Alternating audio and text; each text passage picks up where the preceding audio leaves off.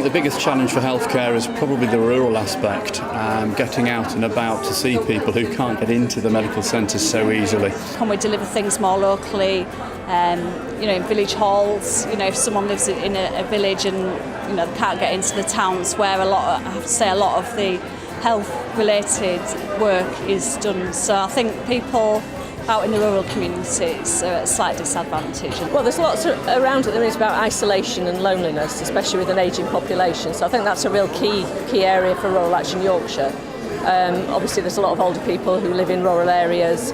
There's a problem with access to services, with transport, getting to the doctors, getting to hospital, and even when it's in bad weather, sort of older people can't get out because if it's snow and ice, there's risk of falls and all things like that. I work in older person services, so I think it's important to focus on older person services. It tends to be the one that's perhaps lagging behind in terms of funding and services. Dementia care is probably a big issue at the moment, and providing appropriate services for people locally, really. The most important healthcare for myself, I think, is cancer, and also the more elderly clientele we have here, because it is a very, as I say, very rural area, and also we have a much more aged population in this region. So again, I think looking after the elderly, home care and cancer support. From my point of view, I'd say one of the most important healthcare requirements is the prevention agenda, so trying to keep or help people live in a healthy lifestyle, so it becomes the norm, so they don't get into a sort of crisis stage where they've got some sort of illness that requires a lot of clinical treatment, a lot of visits to hospitals. Well, we are working with the CCG at the minute to provide community hubs across the whole of North Yorkshire.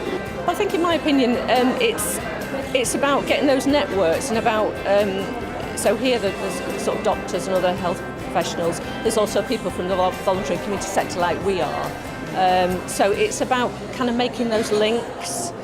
I think from our point of view, there's been a lot of work around the maternity and children's services at the Friarage, and obviously at the moment that's our big priority, is making sure that children and pregnant women get the services they actually need. And we're working very closely with the CCG, and it's been a very positive relationship, so it's worked well, very well. Yeah, and we've had a lot of engagement, and I think going forward it's about looking at the service as it's proposed to be, and what we can build on and what we can take forward for children and young people. Following the implementation of the changes, there's still other things to develop. For me, I think it's about making sure that we have excellent services for children and young people, because if we make sure the health is right for the young people, then as they get older, that will have a less of a resource implication for adult services. So it's getting it right when they're very young and making sure we make it better.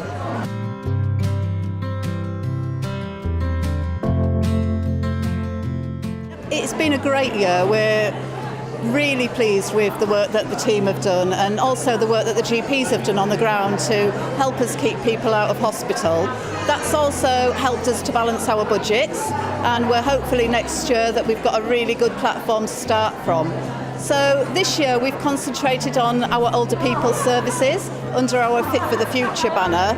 We're now extending the Fit for the Future. We're including mental health services, children's services, and we're really keen to get out there and talk to the public about what it is they want. But for mental health, hopefully we'll see a great difference. I think we all acknowledge there's not been a lot of investment in mental health in the past. So we're opening up a Section 136 suite at the Friarage Hospital, which is additional investment in the Friarage. We're also putting on rapid intervention access teams, so that when people go into crisis in hospital and in the community, we've got teams of people that can go out there and help them. And that's another significant investment that we've made in mental health. We've made great progress with our colleagues in social care. I think it's fair to say that relationships have moved on significantly since the CCG came into being. We've set up integrated teams, especially in Hambleton and Richmondshire. We're doing a procurement in Whitby, whereby we want the new provider to come up with innovative ways of working with social care.